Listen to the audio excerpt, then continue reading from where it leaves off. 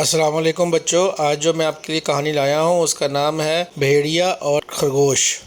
Like کریں، follow کریں، comment کریں، آپ ہماری ویڈیو پہ آئیں۔ بھیڑیے کے کھیت سے شکرکندی چرانا کوئی آسان کام نہ تھا، کیونکہ بھیڑیا بہت دبے پاؤں چلتا ہوا آتا اور چور کو پیچھے سے پکڑ لیتا تھا۔ لیکن خرگوش پھر بھی ہر روز بھیڑیے کے کھیت سے شکرکندی چرا لاتا۔ وہ پہلے ایک بڑی سی ہڈی کھیت میں دباتا، پھر شکرکندی اکھاڑ کر اپنے تھیلے میں بھر لیتا، ٹہلتا ہوا کھیت سے باہر چلا جاتا۔ بھیڑیے کو بھی شکرکندیوں کی چوری کا پتہ چل گیا۔ ایک دن وہ چور کو پکڑنے کے لیے بھوسے کے ڈھیر کے نیچے چھپ کر بیٹھ گیا اور انتظار کرنے لگا۔ کچھ دیر میں خرگوش بھی آ پہنچا۔ اس نے زمین کھود کے ہڈی دفن دی اور شکرکندیاں اکھاڑ کر تھیلے میں بھرنے اور سیٹی بجاتا ہوا چل دیا۔ جوں ہی وہ بھوسے کے ڈھیر کے پاس پہنچا، بھیڑیا چھٹ سے باہر نکلا اور اس نے خرگوش کو پکڑ لیا۔ تم میرے کھیت میں کیوں آئے؟ بھیڑیے نے پوچھا۔ خرگوش نے کہا، میں خود نہیں آیا، ہوا تیز تھی، اس نے مجھے اڑا کر تمہارے کھیت میں لا پھینکا۔ بھیڑیے نے پوچھا، پھر تم نے میری شکرکندی کیوں توڑی؟ خرگوش نے معصوم صورت بنا کر کہا، ہوا تیز تھی، میں سہارا لینے کے لیے شکرکندی کا جو پودا پکڑا وہ جڑ سے اکھڑ گیا۔ بھیڑیا خرگوش کی چالاکی پر ہنسا اور بولا، یہ شکرکندی تمہارے تھیلے میں جو کیسے آ گئی؟ خرگوش نے مسکینی سے کہا، میں بھی اس پر غور کرتا ہوا جا رہا تھا کہ تم نے پکڑ لیا۔ بھیڑیا چیخ کر بولا، بس بس، اپنی بکواس بند کرو اور کان کھول کر سن لو کہ آج تمہارا قیمہ پکایا جائے گا۔ خرگوش نے فوراً کہا، تم بھی کان کھول کر سن لو کہ میں تمہیں ایک راز بتانے والا تھا جو اب کبھی نہیں بتاؤں گا۔ وہ کیا ہے؟ بولا، بھیڑیے نے اشتیاق سے پوچھا۔ خرگوش ہونٹ دبیچ کر بولا، بالکل نہیں بتاؤں گا، بے شک تم میرا قیمہ بناؤ یا بوٹیاں اڑا دو۔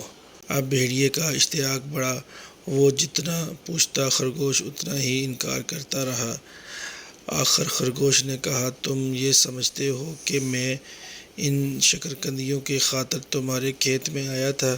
یہ بات بالکل نہیں ہے بھیا جی۔ تم پھر؟ بھیڑیے نے پوچھا۔ خرگوش نے کہا، میں ڈائناسور کی ہڈیاں لینے تمہارے کھیت میں آیا تھا، مجھے معلوم ہوا تھا کہ وہ تمہارے کھیت میں دفن ہیں۔ بھیڑیے نے کہا، میں نے تم کو کبھی ڈائناسور کا نام ہی نہیں سنا، پتہ نہیں تم یہ کیا ذکر لے کر بیٹھے؟ خرگوش نے حیرانگی سے کہا، ارے تم ڈائناسور کا نام ہی نہیں جانتے؟ بھیا